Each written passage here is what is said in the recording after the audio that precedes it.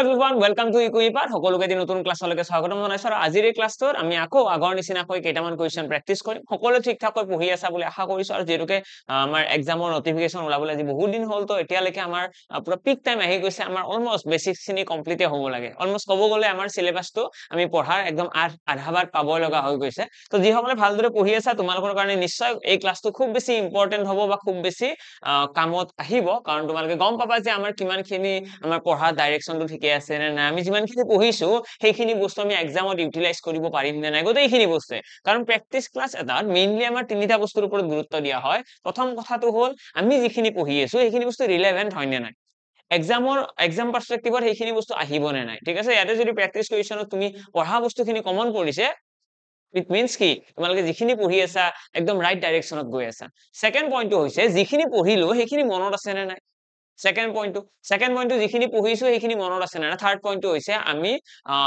আমি যেতে পাৰিম কোৱেশ্চন বিলাক সলভ কৰিব আমাৰ কনফিডেন্স বুষ্ট হয় তো এই তিনিটা পইণ্টে আমাৰ প্ৰেক্টিস ক্লাছৰ লগত ৰিলেট হৈ থাকে যদি তোমালোকে পাৰি আছা কোৱেশ্চন বিলাক নিশ্চয় পুৰা পজিটিভ ফিল কৰিবা আৰু নিশ্চয় এক্সামত সেই একে ষ্টেণ্ডাৰ্ডৰ কোৱেশ্চন আহিলে খুব কম টাইমৰ ভিতৰত এনসাৰ কৰিব পাৰিবা তো প্ৰথম কোৱেশ্চন এইটোৰ সৈতে আগবাঢ়িছো আৰু এই কোৱেশ্চনটো হৈছে ৰিমাইন্ডাৰ থিওৰেমৰ লগত জড়িত আমি ভাগশেষৰ লগত জড়িত তোমালোকে সকলোৱে সংখ্যাবিলাকক হৰণ কৰিব হয়তো ভালদৰে জানা সকলোৱে প্ৰতিটো সংখ্যাকে আমি হৰণ কৰিবলৈ জানো কিন্তু হৰণ কৰিবলৈ অকল জানিলেই নহয় ঠিক আছে আমি অকল হৰণ কৰিব জানিলেই নহয় আমি হৰণৰ গোটেইখিনি নিয়ম জানিব লাগে ঠিক আছে এটা মই যদি তোমালোকক কোৱেশ্চন কৰি দিও যে মই সাপোজ 5ক 7ৰে হৰণ কৰিলো এটা ৰিমাইন্ডাৰ কি ওলাব এটা ভাগশেষ কি হ'ব কোৱাচোন এটা যেটো ভাগশেষ ওলাব ৰিমাইন্ডাৰ হেতু কি হ'ব এইবিলাক কথা আমি জানিব লাগিব যদি এইবিলাক কথা আমি গমে নাপাও আমি যদি সিম্পলি হৰণ কৰিব অকল শিকি থও নহব তো ন এক্সামত অকল হৰণ কৰিব নিদিয়ে তো তাৰ লগত ৰিলেটেড যিখিনি বেসিক বস্তু আমি জানিব লাগে সেইবিলাকক কোৱেশ্চন কৰে এটা এইটো কোৱেশ্চনত যদি চোৱা ইয়াতে আমাক এটা সংখ্যা দি দিছে ঠিক আছে আমাক ইয়াতে কি দিছে 99 টু দি পাৱাৰ 99 দিছে প্লাস দিছে 99 এটা এই সংখ্যাটো যদি 100ৰে হৰণ কৰা হয় তাহলে ৰিমাইন্ডাৰ কি হ'ব ভাগশেষ কি থাকিব তো তাৰ কাৰণে আমাৰ অকলমান নলেজ থাকিব লাগিব যে ৰিমাইন্ডাৰ ভাগশেষ সদায় এটা নাথাকে যিকোনো এটা সংখ্যাক যেতিয়া হৰণ কৰা হয় যেনেকৈ এক্সাম্পল এটা দি দিছো মই যদি ইয়াতে 5ৰে যদি মই 6 হৰণ কৰো বা 5ৰে যদি মই ইয়াতে 3 হৰণ কৰি দিও তেতিয়ালে ভাগশেষ কি আহিব কোৱাচোন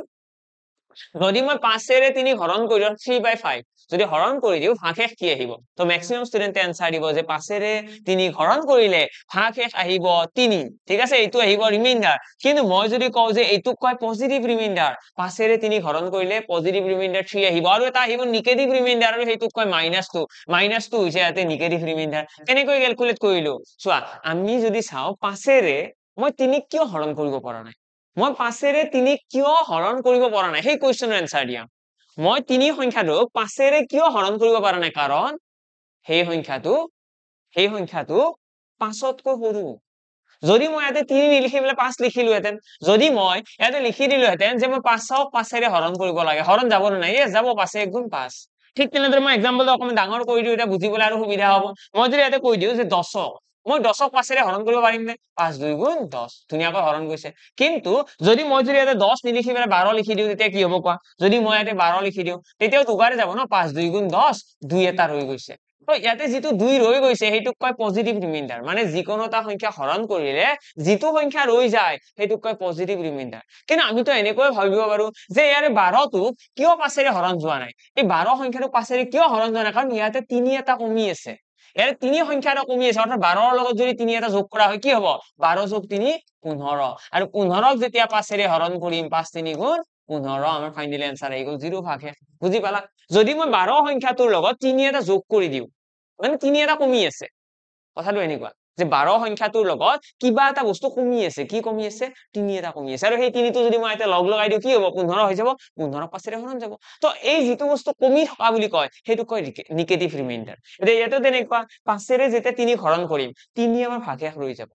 কিন্তু যদি 3টোৰ লগত 2 এটা যোগ কৰা হয় তেতিয়া কি হৈ যাব এটো 5 হ'ব ন মানে 2 এটা কমি আছে ইয়াতে 2 এটা কমকৈ আছে যদি 2 এটা বাহিৰৰ পৰা সোমাই দিয়া হয় তেতিয়া হলে 5ৰে হৰণ যাব আৰু সেইটোকে কয় নিগেটিভ ৰিমাইন্ডাৰ যে 2 এটা কমি আছে কিমান কমি আছে ইয়াতে কিমান কমি আছে এটা কমি আছে 3 এটা তো 3টোক আমি কম নিগেটিভ ৰিমাইন্ডাৰ তো যিকোনো এটা সংখ্যাক যেতিয়া হৰণ কৰিম হৰণ কৰিলে তাত দুটা ৰিমাইন্ডাৰ থাকিব এটা হল যেটো আমাৰ ইয়াতে ৰৈ গৈছে আৰু এটা হল যিটো সংখ্যা যোগ কৰিলে সেই সংখ্যাটো হৰণ যাব তো সেই ঠিক তেনেদৰে ইয়াতে যদি চোৱা এটা 100 এৰে 99 কিয় হৰণ যোৱা নাই 100 আমি 99 কিহৰ কাৰণে হৰণ কৰিব নোৱাৰো তাৰ কাৰণটো হৈছে 99 টো এক এটা কমি আছে যদি 99 ৰ লগত এক এটা যোগ কৰি দিয়া হয় কি হ'ব এটো 100 হ'ব আৰু 100 ক 100 ৰে হৰণ যাব নে নাই যাব 100 ৰে 100 হৰণ যাব অৰ্থাৎ ইয়াতে ৰিমাইন্ডাৰ আহিব -1 বুজি পালা এতে -1 ৰিমাইন্ডাৰ আহিব 99 হৰণ কৰিলে কাৰণ এক এটা কমি আছে ন আৰু ওপৰ পাৱাৰ কিমান আছে 99 99 হৰণ কৰিলে কি হয় এইটো হৰণ কৰিলে ইয়াতেও সেই একেটা বস্তুৱে -1 আহিব তো আমি গম পাই গলো ৰিমাইন্ডাৰ কি আহিব এটা তলতটো 100 আছে এটা এইখিনি সলভ কৰিলে কি দেখিবা -1 ৰ ওপৰত পাৱাৰ কি আছে 99 মানে এইটো অযুগ্ম পাৱাৰ আছে তো এইটো কি আহিব -1 আহিব আৰু লগতে -1 থাকিব তলত আছে 100 এইখিনি ক্যালকুলেট কৰিলে আমি কি পাম -2/100 আৰু -2/100 ৰ পৰা আমি ইয়াৰে পৰা পজিটিভ ৰিমাইন্ডাৰ যদি ক্যালকুলেট কৰো কি হ'ব এইটো যদি আমি 100 ৰে 2 হৰণ কৰো কি আহিব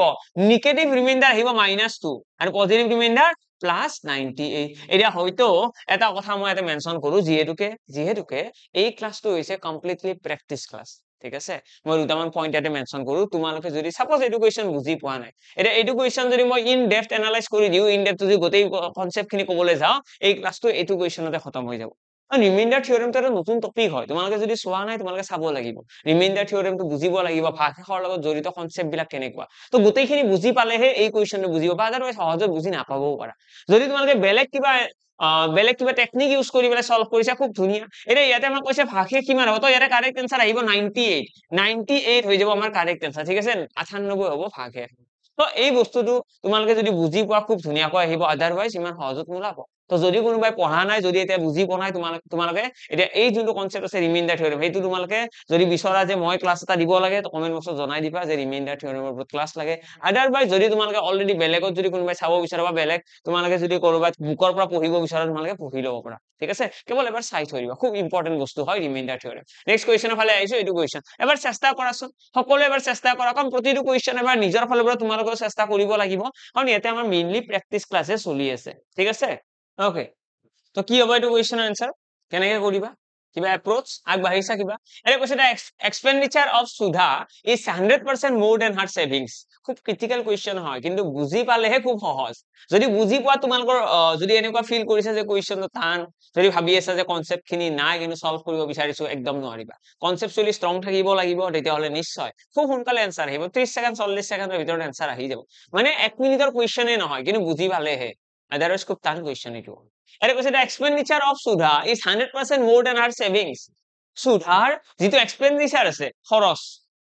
তাৰ খৰচটো তাৰ সঞ্চয়তকৈ 100% বেছি মানে কথাটো এনেকুৱা 100% বেছি মানে কি 100% বেছি মানে যদি মই এনেকৈ কওঁ চোৱা মই কৈ দিলো এইটো হৈছে এক্সপেন্ডিচাৰ আৰু এইটো হৈছে সেভিংস ঠিক আছে এক্সপেন্ডিচাৰ আৰু সেভিংসৰ মই এটা অনুপাতটো লিখিব বিচাৰিছো অনুপাত লিখিলে কি হ'ব চোৱা আমাক কৈছে যিটো খৰচ সেইটো জমাতকৈ 100% বেছি মানে জমা যদি তোমালোকে 100 টকা বুলি কোৱা খৰচ কিমান হ'ব 200 টকা নহব জানো 100% বেছি ন 100% বেছি মানে কি এইটোক যদি তোমালোকে 100% বুলি লোৱা যে সুধাৰ খৰচ হৈছে 100% তেতিয়াহলে এক্সপেন্ডিচাৰ কিমান হ'ব 200% 100% বেছি হ'ব ন ঠিক আছে তো এইটো আমি এনেকৈ ধৰি লব পাৰিম এৰে ইয়াৰে পৰা তোমালোকে যদি অনুপাত উলিয়াব বিচাৰা অনুপাত কিমান হ'ব অনুপাত কাট খাই গল 0 কাট খাল মানে 2:1 ঠিক আছে তো ইয়াৰে পৰা আমি যদি অৰিজিনালটো উলিয়াব বিচাৰো আমি এনেকৈ উলিয়াব পাৰিম যে এক্সপেন্ডিচাৰ হৈছে 2x ঠিক আছে আৰু সেভিংস x ওকে হল না নাই এইখিনিলৈকে হৈ আছে নে নাই এইখিনিলৈকে বুজি পাই আছে নে নাই নেক্সট আমি কি কৰিম কি কৈছে এটা কৈছে if our expenditure decreases by 2% যদি যিটো খৰচ আছে এই খৰচটো এক্সপেন্ডিচাৰ খৰচটো যদি 2% কমি যায় চোৱা এটা ইয়াতে যদি তোমালোকে আৰু অলপ যদি সহজ কৰিব বিচাৰিছে যে মই আৰু বেছি সহজকে কৰিম তো তোমালোকে এটা কাম কৰিব পাৰা তোমালোকে এইখিনি ক্যালকুলেট কৰিবই নালাগে ইয়াতে এনেকৈ থৈ দিয়া তো আমি ইয়াতে লিখি থৈ দিলো যে সেভিংস হৈছে 100% এক্সপেন্ডিচাৰ 200% আমাক এটা কৈছে যে এক্সপেন্ডিচাৰ 2% কমাই দিব এটা 200% আছিলে খৰচ এটো হৈছে ইনিশিয়াল মানে আগতে এইটো আছিল ইনিশিয়াল ইয়াৰে পৰা যদি 2% কমাই দিয়ে কিমান হ'ব 200% 2% মানে কিমান 4% হয় তো 200 4 এটা কমি যাব বুজি পালা মানে কথাটো কি কৈছো মই চোৱা 200 হৈছে খৰচ তাৰে 2% কমিব ইয়াৰে 2% কমিব মানে কি 98% হ'ব 98% মানে 98/100 এইখিনি ক্যালকুলেট কৰিলে তোমালোকে দেখিবা 196 ঠিক আছে 196 আহিব মানে ইয়াতে আমি ক'ব পাৰিম যেটো ফাইনেল হ'ব যে খৰচ কি হৈছে 2% কমিছে তো হৈ যাব কিমান 196% বুজি পালা 196% মানে 2% এটা কমি যাব ঠিক তেনেদৰে সেভিংস কি হ'ব 10% বাঢ়িব 10% ইনক্ৰিজ হ'ব মানে 110 হৈ যাব তো চোৱা এতিয়া প্ৰথমতে আমি যেটো পাইছিলো প্ৰথমতে পোৱাটো কি আছিল আগতে খৰচ আছিল 200 আৰু জমা আছিল 100 বৰ্তমান খৰচ হৈ গৈছে 196 জমা হৈ গৈছে 110 আমাক কৈছে যে ইনকাম কিমান শতাংশ বৃদ্ধি পাইছে তো ইনকাম আগতে কিমান আছিল 200 যোগ 100 300 টকা এতিয়া কিমান হৈছে যোগ কৰি চোৱা এটা যোগ কৰি চোৱা তো যোগ কৰি চালে দেখিবা আগতে আছিল 300 টকা এতিয়া কিমান হৈছে এটো 306 টকা হ'ব মানে আগতে আছিল 300 টকা এতিয়া 306 টকা হৈছে মানে ইনকাম কিমান টকা বাঢ়ি গ'ল 6 টকা এটা বাঢ়িছে আৰু এই 6 টকা ইনকামটো কিহৰ ওপৰত বাঢ়িছে 300 টকাৰ ওপৰত আগতে 300 আছিল তাৰ ওপৰত 6 টকা এটা বাঢ়িছে ইনটু 100 কৰিলে কাৰেক্ট আনসাৰ তোমালোকৰ অটোমেটিক্যালি আহি গ'ল খুব সিম্পল আছিল এইটো খুব সিম্পল আছিল এইখিনি ডাটা জাস্ট লিখিব জানিব লাগে 3 2 গুণ 6 মানে 0 0 কাট খাই গৈছে আমাৰ এটো 2% মানে 2% কি হ'ব ইনকামটো বাঢ়িব আশা কৰো ক্লিয়াৰ just thinking কোৱেশ্চনটো কিমান ভালদৰে বুজিব ট্ৰাই কৰিছো কিমান ভালদৰে কোৱেশ্চনটো আমি কৰাৰ কাৰণে এপ্ৰোচ এটা লৈছো গোটেইবিলাক বস্তু মেটাৰ কৰে আমি ইয়াতে জাস্ট সিম্পলি ধৰি লৈছো যে সেভিংস হৈছে 100% আৰু এইটো ধৰি ললে বাকিখিনি এনে আহি গ'ল এটা তোমালোকে পাৰ্সেন্টেজ নধৰিলেও কথা নাছিলে পাৰ্সেন্টেজ নধৰিলেও কথা নাই কাৰণ আমি লাষ্টৰ ইয়াতে 300 লিখিছো ন পাৰ্সেন্টেজ বুলি নকলেও কথা নাই যে সেভিংস আছিল 100 তো এক্সপেন্ডিচাৰ 200 হ'ব কাৰণ 100% বেছি হ'ব ন ইয়াতকৈ 100% বেছি তো 200 টকা হৈ যাব তাৰপিছত কৈছে এক্সপেন্ডিচাৰ 2% কমিব মানে 196 হৈ গ'ল আৰু সেভিংস 10% কমি বাঢ়িব মানে 110 হৈ গ'ল এটা যোগ কৰি দেখিলো যে বৰ্তমান স্যালাৰি হৈছে ইনকাম ইটো এক্সপেন্ডিচাৰ প্লাস সেভিংস ইকুয়াল কি হয় ইনকাম হৈছে বৰ্তমান 306 আগতে আছিল 300 টকা বাঢ়িলে কিমান 6 টকা এটা বাঢ়িছে সেই 6 টকাটো বাঢ়িছে কিহৰ ওপৰত 300 ৰ ওপৰত ইনটু 100 কৰি দিলো কাৰেক্ট আনসাৰ আহিব নেক্সট কোৱেশ্চন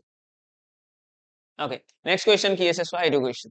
খুব ধুনীয়া কোৱেশ্চন এটা আছে এটো হৈছে আমাৰ সিম্পলিফিকেশনৰ কোৱেশ্চন আৰু এনেকুৱা কোৱেশ্চন এক্সামত আহিবই মই লিখি দিছো এবাৰ 0.31 কিউব আছে মাইনাস আছে 0.3 কিউব ডিভাইডেড বাই আছে আমাৰ 0.31 স্কয়াৰ প্লাস আছে 0.093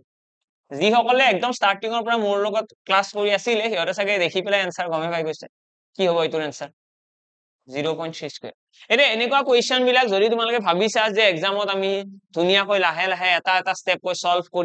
সলভ কৰি পেলাই আনসাৰ উলিয়াম তেতিয়া হলে হ'ল আৰু তোমালোকৰ আনসাৰ লাইফত কেতিয়াও নাহে যদি তোমালোকে ভাবিছা যে আমি লাহে লাহে কৰিম কিন্তু এইটো কোৱেশ্চনৰ আনসাৰ উলিয়াৰ কাৰণে যদি তোমালোকে ফৰ্মুলা ইউজ কৰা যদি তোমালোকে ফৰ্মুলা ধুনীয়াকৈ ইউজ কৰিব জানা তেতিয়া হলে একদম ওয়ান লাইনাৰ কোৱেশ্চন ফৰ্মুলা কি আছিল ইয়াতে যদি তোমালোকে চোৱা প্ৰথমটো আছে কিউব এইটো কিউব এইটো দেখা তেনেকুৱা লাগিছে যে a cube minus b cube formula এটা a কিউব মাইনাস b কিউবৰ ফৰ্মুলাটো কেনেকুৱা আছিল তো a কিউব মাইনাস b কিউবৰ ফৰ্মুলা আছিল এইটো a cube minus b cube is equal আছিল a minus b whole into a square plus ab plus b square এইটো আছিল a কিউব মাইনাস b কিউবৰ ফৰ্মুলা এটা ইয়াতে তোমালোকে দেখিবা ইয়াতে আমি যদি চাও এই পাৰ্টটো a square plus ab plus b square সেই পাৰ্টটোৰে ভগ্নাংশটো তলপিনে আছে নে চোৱা এইটো আছিল a কিউব এইটো আছিল b কিউব তো এই a টোৰ এইটো স্কয়াৰ নহয় জানো 0.31 স্কয়াৰ এইটো 0.3 স্কয়াৰ মানে b স্কয়াৰ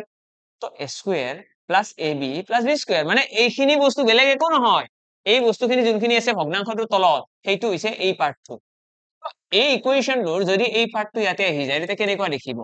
দেখিব a cube minus b cube divided by a square plus ab plus b square is equal কি হ'ব a minus b তো আমি গম পাই গলো মানে ইয়াতে আমাৰ যেটো ফৰ্মুলা আছিল তাৰ এই পাৰ্টটো আমাৰ লেফট সাইডে সুইচ কৰিছে ফাইনালি আমি গম পাই গলো ইয়াৰ আনসাৰ কিমান হ'ব যদি এনেকুৱা সিস্টেম এটা বনে আনসাৰ আহিব a minus b খুব সিম্পল যদি এই ফৰ্মুলাটো তোমালোকে গম পালা তেতিয়াহলে এইটোৰ আনসাৰ কিমান হ'ব এইটোৰ আনসাৰ আহিব 0.31 minus 0.3 that's it তো কারেক্ট আনসার আহিব 0.01 ঠিক আছে 0.01 আমাৰ কাৰেক্ট আনসাৰ আহি গ'ল ম্যাক্সিমাম স্টুডেন্টে এইটো কোৱেশ্চনৰ আনসার লাষ্টত যাই পেলাই যদি এনেকৈ লিখি দিয়ে 0.28 হ'ল আৰু এইখিনিতে ভুল হৈ গ'ল এনেকৈ দশমিকৰ বিয়োগ নকৰে দশমিকৰ বিয়োগ কৰিবলৈ হলে তোমালোকে দশমিকটো যিটো ডেসিমেল আছে সেইটো ডেসিমেলৰ তলত ৰাখিব লাগিব অৰ্থাৎ 0.3 এনেকৈ হৰণ বিয়োগ কৰিব লাগিব এৰে 3 আছে না দশমিকৰ পাছত এটা ঘৰ এইটো চোৱা দশমিকৰ পিছত এটা ঘৰ মানে ডেচিমেল কেইটা এটাৰ তলৰ আনটো আৰু ইয়াতে একো নাই মানে 0 এটা লগাই দিয়া তো 1 ৰ পৰা 1 গ'ল 0 3 পৰা 3 গ'ল 0 ইয়াতে 0 এটা আহি গ'ল 0.01 আমাৰ কাৰেক্ট आंसर আহিব ঠিক আছে 0.01 আমাৰ কাৰেক্ট आंसर আহি গ'ল নেক্সট কোৱেশ্চনৰ ফালে আহিছো এইটো কোৱেশ্চন এৰিত কি কৈছে চোৱা এৰে কৈছে a sum when invested at 20% simple interest per annum amounts to 3120 after 3 years 20% সুতৰ হাৰত টকা অলপমান থৈছিলে হৈছে কিমান 3120 টকা what is the simple interest on the same sum at the same rate in 1 year আচ্ছা এক বছৰৰ সৰল সুদ উলিয়াব দিছে এক বছৰত সৰল সুদ কিমান হ'ব এলে এতে আমাক 3 বছৰৰ কি দিয়া আছে এমাউন্ট দিয়া আছে 3 বছৰত এমাউন্টস টু বুলি কৈছে এমাউন্ট মানে কি সমৃদ্ধি মূল আমি এনেকৈ ক'ব পাৰো চোৱা এক বছৰত আহে 20% 3 বছৰত কিমান আহিব সিম্পল ইন্টাৰেস্ট কি হয় সিম্পল ইন্টাৰেস্ট এভৰি ইয়াৰ সেম থাকে সিম্পল ইন্টাৰেস্ট বুলি ক'লে সকলকৈ ডাঙৰ ক্ৰিটিক্যাল পয়েন্ট হৈছে সিম্পল ইন্টাৰেস্ট এভৰি ইয়াৰ সেম থাকে যদি প্ৰতি বছৰে সেমেই থাকে তেতিয়া হলে সিম্পল ইন্টাৰেস্টত আমি কি লিখিব পাৰো 20% প্ৰথম বছৰ সেকেন্ড ইয়াৰতো 20% থাৰ্ড ইয়াৰতো 20% অৰ্থাৎ 60% হৈছে সুদ আৰু প্ৰিন্সিপাল কি বুলি কয় 100% মানে 100% যোগ 60% এই দুটা লগ হৈ পেলাই কিমান হ'ব 3120 এইখিনিয়ে কথা এটা এইখিনি সলভ কৰিলে দেখিবা 160% 160% ইকুৱেল কিমান আহিব ইয়াতে 160% is equal আহিব 3120 ইয়াৰে পৰা তোমালোকে কিবা মিলিব জানো থেৰে যাব নেকি 8 3 গুণ 24 হলে আমাৰ থাকি গল কিমান 24 হলে 6 যাব ঠিক আছে তো আমি প্ৰথমতে 0 0 কাট কৰিলো 16 ৰে যাব জানো 16 ৰে গলে প্ৰথমতে এবাৰ 16 গুণ 16 তাৰ পিছত নেক্সট কি ৰে যাব 1% ইকুৱেল উলাই দিয়া শুনে আমাক প্ৰয়োজন কি আমাক লাগে 20% লাগে আমি ইয়াতে চোৱা আমি ইয়াতে আৰু এটা কথা মই তোমালোকক মেনশন কৰি দিও আমাৰ এক্সামত কি লাগে সেইটো বস্তু বহুত মেটাৰ কৰে বাৰু আমি ইয়াতে কোৱেশ্চনটো থৈ দিলো এতিয়া আমাক কি লাগে সেইটো চাই লোৱা ইয়াতে আমি দেখি আছো 160% সমান 3120 আমাক উলিয়াব দিছে যে এক বছৰ পিছত আমাক কৈছে সিম্পল ইন্টাৰেস্ট কি হ'ব তো ইয়াতে ৰেট অফ ইন্টাৰেস্ট কিমান ৰেট অফ ইন্টারেস্ট 20% তো আমি ইয়াতে উলিয়াব লাগে কি 20% আমি উলিয়াব লাগে যে এক বছৰ পিছত সৰল সুদ কিমান অৰ্থাৎ ইয়াতে আমি 20% উলিয়াব লাগে আৰু 20% উলিয়াবৰ কাৰণে মই কি কৰিব লাগিব কোৱাচোন 20% উলিয়াবৰ কাৰণে মই এইটোক এটা 8 ৰে হৰণ কৰিব লাগিব 8 ৰে হৰণ কৰিলে কি ওলাব 8 2 গুণ 16 20% ঠিক আছে ঠিক তেনেদৰে মই এইটোক 8 ৰে হৰণ কৰি দিম দ্যাটস ইট তো কাৰেক্ট आंसरটো ডাইৰেক্টলি আহিব ঠিক আছে 8 ৰে হৰণ কৰিলে 8 3 গুণ 24 এটা থাকি গল 7 8 9 গুণ 72 390 তো 390 হৈ গল কারেক্ট आंसर মানে কি জানানে কোৱেশ্চনটো সলভ কৰিলেই নহয় কোৱেশ্চন সলভ কৰিব সকলোৱে জানে কিন্তু কোৱেশ্চনটো অকল সলভ কৰিলে নহয় অলপমান শৰ্ট ট্ৰিকো লাগিব এৰে ইয়াতে আমি কিয়নো 8 ৰে হৰণ কৰিলো কাৰণ আমাৰ প্ৰয়োজনীয়তা আছে এই 20% উলিয়াব লাগে কাৰণ এক বছৰত আমাক কি উলিয়াব দিছে সৰল সুদ আৰু এক বছৰৰ সৰল সুদ কিমান 20% ইয়াতে মই 100 + 60 কিয় লিখিলো 60% হৈছে 3 বছৰৰ সুদ আৰু 100% কি 100% হৈছে প্ৰিন্সিপাল প্লাস সিম্পল ইন্টারেস্ট এই দুটা লগ হৈ পেলাই কি হয় এমাউন্ট ইয়াতে কি কৈছে চোৱা এমাউন্ট হৈছে 3120 তো 3 বছৰ পাছৰ আমাৰ যেটো পইচা হৈছে এটো হৈছে এমাউন্ট সুদ আৰু মূল লগ হৈ পেলাই তো হেগনে সুদ যোগ মূল সমান এইটো তাৰ পৰা দেখিলো 160% তাক 8 ৰে এই কাৰণে হৰণ কৰিছো যাতে আমাৰ ডাইৰেক্টলি आंसरটো ওলাই ওকে ডান ওকে নেক্সট কোৱেশ্চনৰ ফালে আহিছো এডুকেশ্যন কি কৈছে এডুকেশ্যন সাকসেসিভ ডিসকাউন্টৰ কোৱেশ্চন কেনেকৈ সলভ কৰিবা এবাৰ চেষ্টা কৰা দে সকলো এবাৰ চেষ্টা কৰাচোন কেনেকৈ সলভ কৰিবা এটো কেনেকৈ টেকনিক ইউজ কৰিবা কি টেকনিক ইউজ কৰিলে সকলোকৈ বেস্ট হ'ব এটা মই কৈছে two successive discount of 30% and 35% on a deal are equivalent to a single discount of এটা ডিল এটা আছে তাতে 30% and 35% দুটা ডিসকাউন্ট দিয়া হৈছে ঠিক আছে এটা এই দুটা ডিসকাউন্টৰ ইকুইভ্যালেন্ট ডিসকাউন্ট আমাৰ কি ক'ব হেতু উলিয়াব দিছে ইকুইভ্যালেন্ট ডিসকাউন্ট বুলি ক'লে কি কৰিবা সিম্পলি তোমালোকে নেট ইফেক্টৰ ফৰ্মুলাটো ইউজ কৰি দিয়া a + b + ab / 100 ইয়াৰে যদি ফৰ্মুলা ইউজ কৰিলো কি হ'ব যেহেতু ডিসকাউন্ট বুলি কৈছে মানে কি হ'ব নিগেটিভ ভ্যালু -30 -35 প্লাস -30 -35 কিয় মাইনাস আহিছে কাৰণ এটো নিগেটিভ ভ্যালু হয় গতিকে এটা ডিসকাউন্ট মানে কি ডিক্ৰিজিং ফ্যাক্টৰ হলে নিগেটিভ হয় 30 30 60 -65 এৰে মাইনাসে মাইনাসে প্লাস হৈ যাব প্লাস এৰে কিমান হ'ব এই দুটা পূৰণ কৰিলে এটা 0 কাট কৰি দিয়া দেন এটা আছে 5 5 7 গুণ 35 পাছেৰে এটো কাটি দিয়া দুইবাৰ দেন এটা আমি লিখিব পাৰিম 7 3 গুণ 21/2 তাৰ পিছত আমি লিখিব পাৰিম -65 -10.5 মাইনাস নহয় প্লাস তো এইখিনি আকৌ সলভ কৰিলে দেখিবা 65 পৰা 10 গ'লে কিমান থাকিব 55 অৰ্থাৎ 54.5 আমাৰ পাৰ্চেন্ট এনসাৰ আহিব এইটো হৈছে আমাৰ ইকুইভ্যালেন্ট ডিসকাউন্ট এতে নিগেটিভ সাইনটো কিয় লিখিছো আশা কৰো সকলোৱে বুজি পাইছা কাৰণ ডিসকাউন্ট মানে হৈছে বস্তুৰ দাম কমাই দিয়া যদি মোক কোনোবাই কয় যে এখন বাইক এখনৰ দাম 50,000 ঠিক আছে তাত 5,000 টকা এটা ডিসকাউন্ট দিয়া হৈছে বাইক এখনৰ দাম হৈছে 50,000 আৰু তাত 5,000 টকা এটা ডিসকাউন্ট দিয়া হৈছে তাৰ মিনিং কি বাইকখনৰ দাম বাঢ়িব নে কমিব 5,000 টকা ডিসকাউন্ট 55,000 হ'ব নে 45 তোমালোকৰ আনসাৰ আহিছে 45,000 45,000 মানে কি কমিব না ডিসকাউন্ট বুলি ক'লে সদায় কমিব ডিসকাউন্ট মানে কি পইচা দাম এটা কমাই দিয়ে তো সেইকাৰণে আমি ডিসকাউন্টত কি লিখো নিগেটিভ ভ্যালু লিখো আৰু যদি এটো যদি ইনক্রিজ বুলি কয় দাম এটা বঢ়াইছে মানে কি হ'ব পজিটিভ ভ্যালু হ'ব দ্যাটস ইট নেক্সট কোৱেশ্চন এই কোৱেশ্চন এটা কি কৈছে চোৱা এটা থকা প্ৰতিটো কোৱেশ্চন ন এইবিলাক কোৱেশ্চনৰ কাৰণে আজিকালি সাজু হ'বই লাগিব দিনক দিনে এক্সামৰ টাফনেস লেভেল বাঢ়ি যায় আছে এতিয়া আমি অকনমান যিকোনো এটা কোৱেশ্চন পঢ়াৰ আমাৰ পাৰ্সপেক্টিভ চেঞ্জ হ'ব লাগিব কনসেপচুয়ালি ইমানে বেছি ষ্ট্ৰং থাকিব লাগিব যে ডাঙৰ ডাঙৰ কোৱেশ্চন বিলাক দেখি আমি পেনিক নকৰো ভয় নাখাও এই ডাঙৰ কোৱেশ্চন হলে বুলে যে আমাক টাইম বহুত লাগিব বা টান হ'ব তেনেকুৱা নহয় এতিয়া ইয়াতে যদি চোৱা ইয়াতে আমাৰ এইটো কোৱেশ্চন অৱশ্যে 3টা বা 4টা লাইনে হ'ব এতিয়ালৈকে মই কোৱেশ্চনটো পঢ়াই নাই বাৰু কিন্তু মোৰ বেছিটো কাৰণ ম্যাক্সিমাম কোৱেশ্চন আমাৰ কম্পিটিটিভ এক্সামত কোৱান্টিটিভ এপ্টিটিউড বুলি যোনটো কয় যেটো আমি জেনাৰেল ম্যাথমেটিক্স বুলি কওঁ যদিও এটো কোৱান্টিটিভ এপ্টিটিউড বুলি কয় বা কোৱান্ট সেকশন বুলি কয় কোৱান্ট সেকশনৰ কোৱেশ্চন কেতিয়াও ইমান বেছি ল্যাংৰি নিদিয়ে আমি ল্যাংৰি কোৱেশ্চন যি কৰিলো ক্লাস 9 10 ত হওক 11 12 কিন্তু এতিয়া তোমালোকে ইমান ল্যাংৰি কোৱেশ্চন নোপোৱা এক্সেপশন দুই এটা পাব পৰা সেইটো বেলেগ কথা কিন্তু ম্যাক্সিমাম কোৱেশ্চন খুব শৰ্ট ট্ৰিকতে এনসাৰটো আহে এটা কৈছে two places A and B are 60 kilometre apart each other on a highway দুটা জায়গা আছে A আৰু B 60 কিলোমিটাৰ হিহঁতৰ মাজত ডিসটেন্স এটো A এটো B ডিসটেন্স হৈছে হিহঁতৰ কিমান 60 that's it next কি কৈছে চোৱা a car starts from A and another car starts from B at the same time একেটা সময়তে A নাম এখন কাৰ এইটো সাইডৰ পৰা আহিছে আৰু এখন কাৰ এইটো সাইডৰ পৰা ঠিক আছে if they move in the same direction বুলি কৈছে ইহঁতে একেটা দিশতে গতি কৰে মানে কি হ'ব মানে একেটা দিশতে গাইছে মানে মুখামুখি হবে নাহে এনেকৈ যাব এইখনে এইটো সাইডে গৈছে এইখনে এটা দিশতে মানে একেটা দিশতে গৈ থাকিব they meet each other in 6 hours 6 ঘন্টাত ইজনে সিজনক লগ পায় ঠিক আছে আমাক কৈছে যদি একেটা দিশতে যায় 6 ঘন্টাত ইজনে সিজনক লগ পায় if they move in the opposite direction যদি সিহঁতে মুখামুখি ভাবে আহে দুটা কাহিনী কৈছে আমাক কৈছে যদি সিহঁতে একেটা দিশতে যায় 6 ঘন্টা লাগে যদি সিহঁতে মুখামুখি ভাবে আহে তেতিয়া 1 ঘন্টা 30 মিনিটত সিহঁতে লগ পায়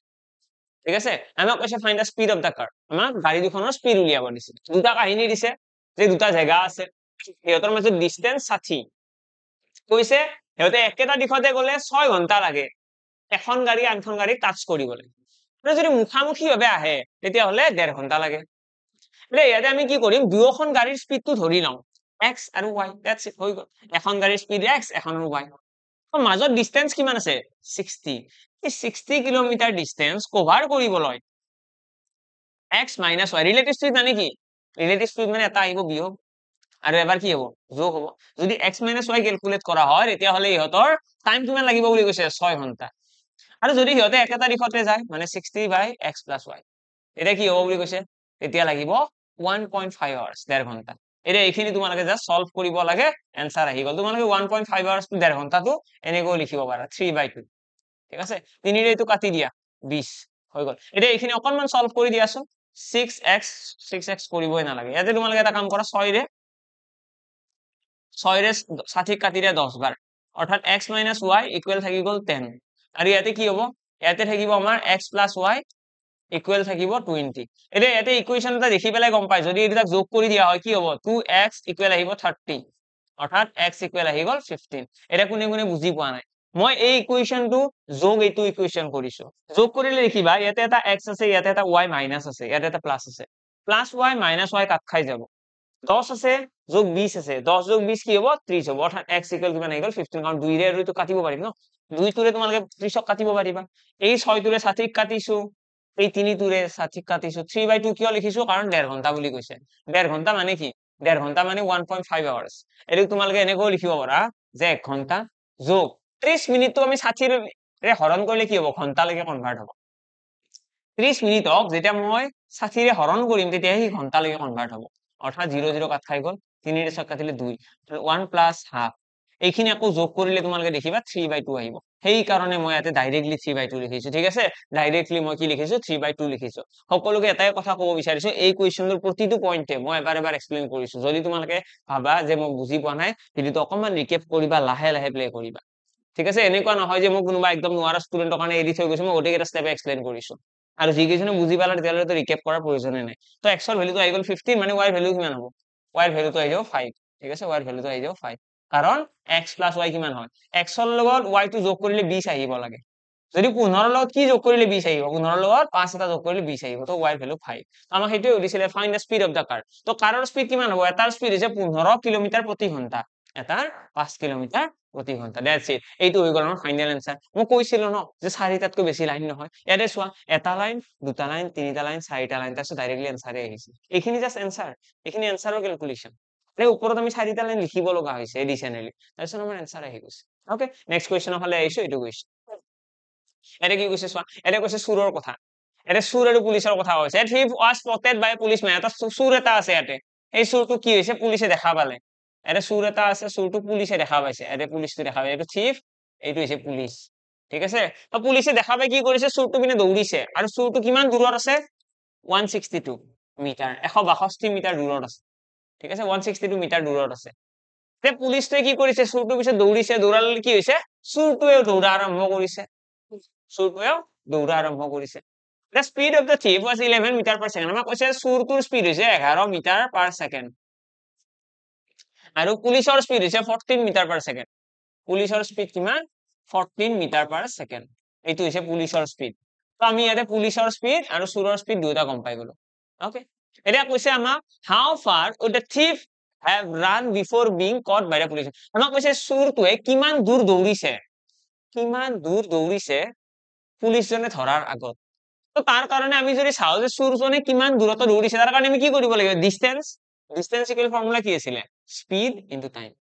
এটা স্পীড কাৰ আছে স্পীড হৈছে চুৰৰ স্পীডটো তো চুৰে দৌৰিছে 11 মিটাৰ প্ৰতি সেকেন্ডত এটা এইটো স্পীডত কিমান টাইম দৌৰিছে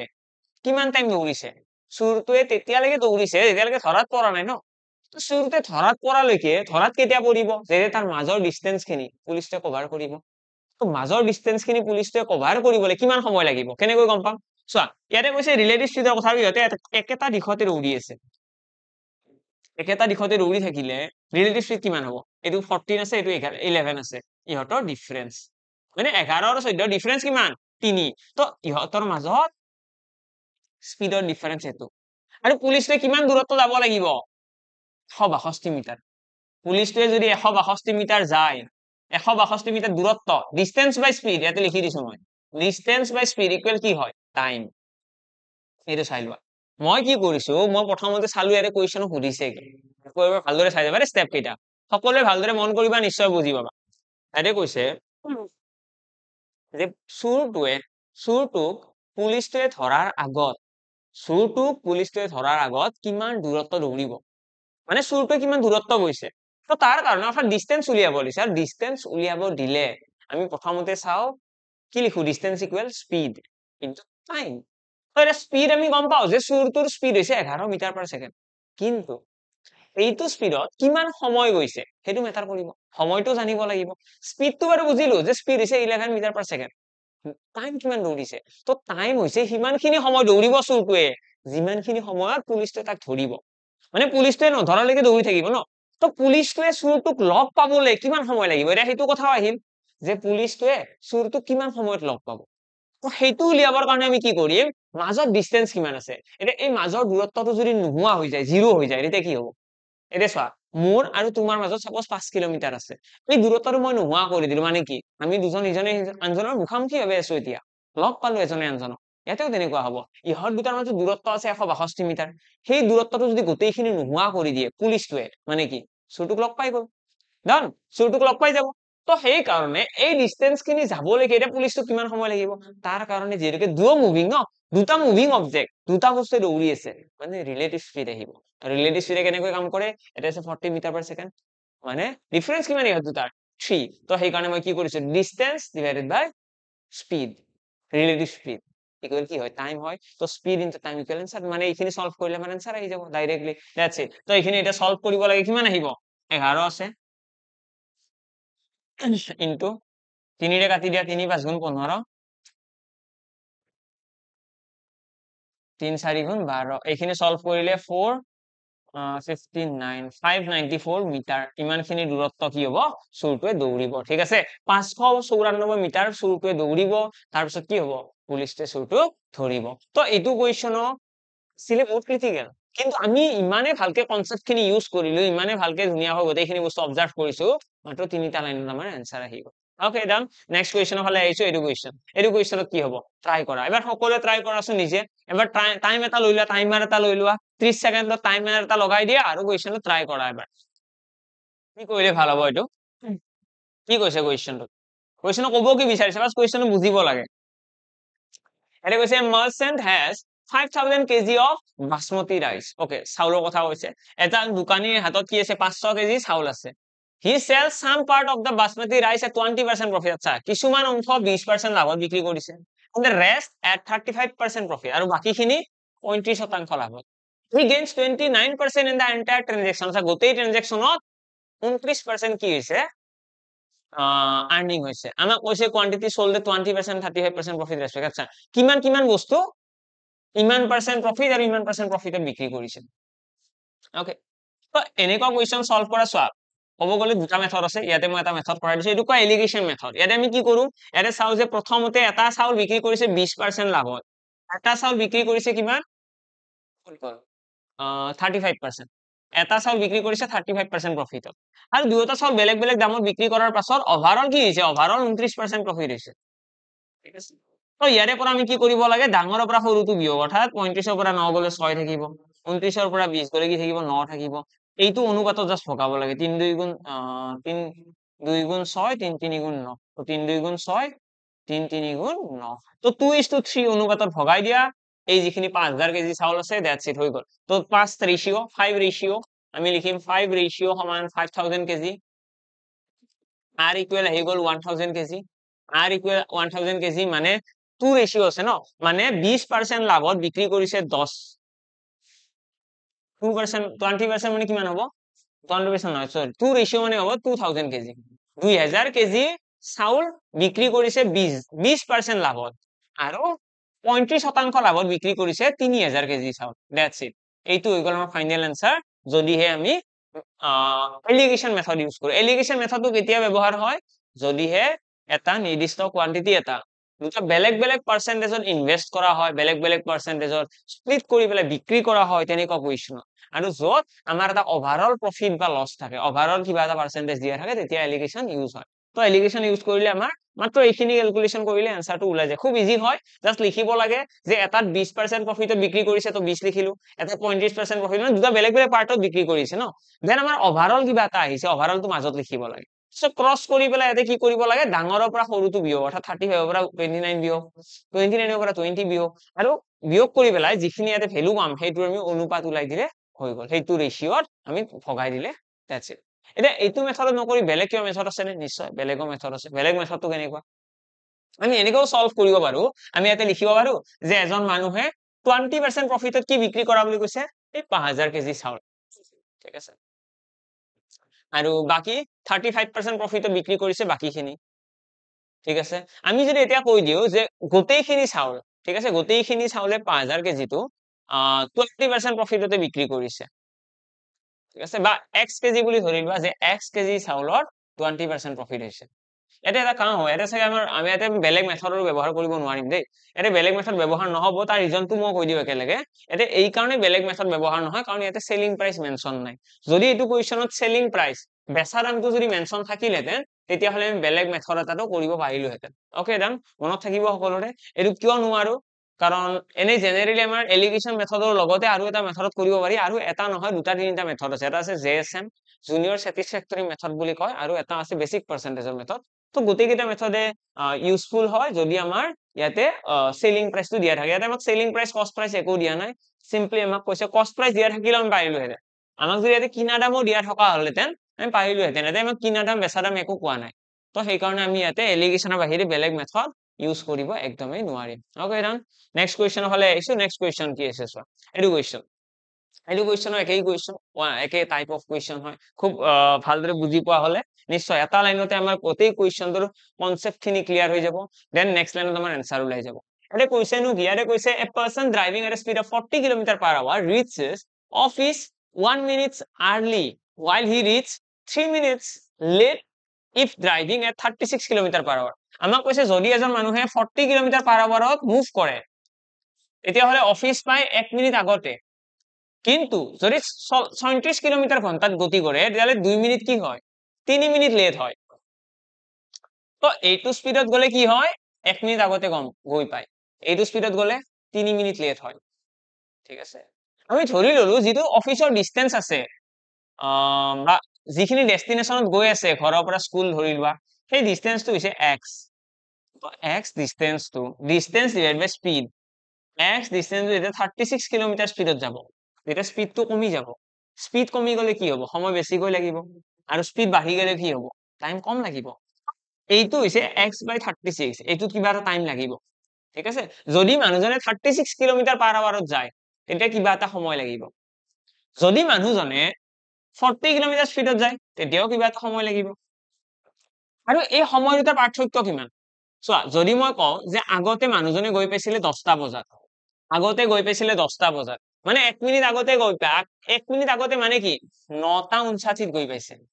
কিন্তু যেতিয়া স্পিড কমাই দিলে তেতিয়া কিমানত গৈ পাব, 3 মিনিট দেৰি গৈ, মানে 10:03 গৈ পাব, 3 মিনিট দেৰি গৈ। তো ক'ব গ'লে টাইমৰ কিমান ডিফাৰেন্স আছে, বৰ্তমান গৈ পাই আছে 9:59, যদি অলপমান স্পিড কমাই দিয়ে গৈ পাব 10:03, মানে 4 মিনিটৰ এটা ডিফাৰেন্স আছে। তো এই সময়ৰ ডিফাৰেন্সটো ইয়াতে আমি লিখি দিম 4/60। কিয় 4/60 লিখিলো, তাৰ ৰিজন এটাই, কাৰণ ইয়াতে আমাৰ 4 মিনিটৰ আছে, আমি মিনিটত লিখিব নোৱাৰো, আমি সদায় ঘন্টাত লিখিব লাগিব, কাৰণ এটা স্পিড দুটা ঘন্টাত আছে। এতিয়া এই লাইনটো তোমালোকে যদি লিখিব জানিলা তোমালোকৰ এনসাৰ আহিব, ইয়াৰে পৰা তোমালোকে সলভ কৰি পেলাই x ৰ মানটো ওলাই দিলে হৈ গ'ল। ওকে, আশা কৰো বুজি পালা। ইয়াৰ পৰা আমি কি কৰিম, x ৰ মানটো জাস্ট ওলাব লাগে, এনসাৰ ওলাই গ'ল। তোমাৰ কাটিব পৰা আছে জানো, কাটি দিয়া, 4 ৰে 15 বাৰ কাটি দিয়া, দেন আৰু কি বাহিৰে যাব নাযায়। তো এইখিনি আমি যদি এলসিএম লব চাও, ইয়াতে আছে 6 দুটা, ইয়াতে আছে 8 আৰু 5, 12 আছে, 3 আছে, 12ও ইয়াতে নাই, তো এলসিএম লব লাগিব 36 আৰু 40। ইয়াতে এলসিএম লৈ দিয়া, 36 and 40 কিমান হ'ব এলসিএম, 4 ৰে গৈ আছে চোন, 4 ৰে কাট আৰু একে কথা, 2 ৰে 9 বাৰ গ'ল, 2 ৰে 10 বাৰ, তাৰপিছত আৰু যাব নে নাযায়। তো 10 9 গুণ 90, 90 2 গুণ 180, 360, 360 হৈ গ'ল আমাৰ এলসিএম। ইয়াতে আহি গ'ল 10x, ইয়াতে মাইনাস 4 ৰে যাব 9 বাৰ, অৰ্থাৎ 9x আহি গ'ল, ইজ ইকুৱেল আহিব আমাৰ 1/15। 15 ৰে কাটি দিয়া, 15 2 গুণ 30, 15 4 গুণ 60, 24 আহি গ'ল ইয়াতে। তাৰ পাছত আমি যদি চাওঁ নেক্সট আমাৰ কি আহিব, ইয়াতে x ইকুৱেল আমাৰ ডাইৰেক্টলি আহি গ'ল 24, মানে তাৰ ডিসটেন্সটো হৈছে 24, ডাইৰেক্টলি এনসাৰ আহি গ'ল। ঠিক আছে, তো ইয়াতেও ক'ব গ'লে আমি তিনিটা লাইনে লিখিলো, এটা হৈছে প্ৰথম এইটো লাইন, দেন সেকেন্ড লাইন এইটো সলভ, থাৰ্ড লাইনত আমাৰ এনসাৰ আহি গ'ল। ঠিক আছে, আমাৰ মানে এই ডিসটেন্স কিমান বুলি কৈছে, what is the distance that she is covering, তো কিমান দূৰত্ব কভাৰ কৰি আছে, তো কাৰেক্ট এনসাৰ ইয়াতে আহিব 24 কিলোমিটাৰ ছোৱালীজনে কভাৰ কৰি আছে। ওকে, নেক্সট আমি এইটো কুৱেশ্যনৰ ফালে আহিছো। এইটো কুৱেশ্যনত কি কৈছে, ইয়াতে আমাক ট্ৰাইংগলৰ কথা কৈছে। এটা আৰু কেইটামান কুৱেশ্যন আছে বাৰু, ইয়াতে যিমান কেইটা কুৱেশ্যন আছে গোটেইকেইটা মই আজি আৰু কৰাই নিদিও, মই গোটেইকেইটা হোমৱৰ্ক দিলো, কাৰণ তোমালোকে অকণমান প্ৰেক্টিচ কৰিব লাগিব। ক'ত পাবা পিডিএফটো, পিডিএফটো যদি তোমালোকে বিচৰা পিডিএফটো তোমালোকে পাই যাবা মোৰ টেলিগ্ৰাম চেনেলত, আৰু যদি তোমালোকে স্ক্ৰীনশ্বট ল'ব বিচৰা স্ক্ৰীনশ্বটো ল'ব পাৰা, লগতে ভিডিঅটো পজ কৰিব পাৰা, পজ কৰি পেলাই তোমালোকে চেষ্টা কৰিব পাৰিবা। ওকে, এইটো হৈছে ফাৰ্ষ্ট কুৱেশ্যন তোমালোকৰ হোমৱৰ্ক। সেকেন্ড কুৱেশ্যন এইটো এটা হোমৱৰ্ক আছে, এইটো খুব ইণ্টাৰেষ্টিং কুৱেশ্যন এটা ইয়াতে আছে। নেক্সট খতম। তো আমাৰ দুটা কুৱেশ্যন হোমৱৰ্ক থাকিল সকলোৰে কাৰণে। লগতে মই জনাই দিওঁ, যদি কোনোবাই বিটিএডিৰ কাৰণে, বিটিএডিৰ এই ৰিক্ৰুটমেণ্টত এপ্লাই কৰিছা, যদি তোমালোকে ভাবি আছা যে ক'ৰ পৰা পঢ়িম কি পঢ়িম, তো একদম চিন্তা কৰিব লগা নাই, ই কুহিপাতত খুব ধুনীয়াকৈ অলৰেডি এটা কম্প্ৰিহেনচিভ কোৰ্চ এটা লঞ্চ কৰা হৈছে, য'ত অলৰেডি ক্লাছ ষ্টাৰ্ট হৈয়ে গৈছে। গোটেইখিনি চিলেবাছে আমাৰ একদম এক্সাম ওৰিয়েণ্টেড, যেনেকুৱা ধৰণৰ পেপাৰ আহিব পাৰে, আমাৰ আসাম গভৰ্ণমেণ্টৰ হওক, আমাৰ যিমান কেইখন পেপাৰ গৈ আছে তাৰ ওপৰত অবজাৰ্ভ কৰি পেলাই খুব ধুনীয়াকৈ এটা কোৰ্চ লঞ্চ কৰা হৈছে, তোমালোকে জইন কৰিব পাৰা। তাত গোটেইখিনি বস্তুৱে কভাৰ কৰা হ'ব। কিবা ডাউটছ থাকিলে 1-on-1 তোমালোকে সুধিবও পাৰিবা, তোমালোকে ইনষ্টেণ্টলি কমেণ্ট কৰিব পাৰিবা ক্লাছত, লাইভ ক্লাছ জইন কৰিলে, আৰু লগতে তোমালোকে ইয়াতে কণ্টেক্ট কৰি পেলাই, ফোন কৰি পেলাইও তোমালোকে গোটেইখিনি খবৰ ল'ব পাৰিবা। যদি কাৰোবাৰ কিবা ডাউটছ আছে কোৰ্চ ৰিলেটেড হওক, কণ্টেক্ট নাম্বাৰ ইয়াতে আহি আছে, কণ্টেক্ট কৰিব পাৰিবা, আৰু লগতে ডেছক্ৰিপশ্যনত তোমালোকে লিংকো পাই যাবা। তো লগ পাম বাৰু নেক্সট ক্লাছত, আকৌ এটি নতুন ক্লাছত নতুন কেইটামান কুৱেশ্যন লৈ পেলাই। Thank you and bye by.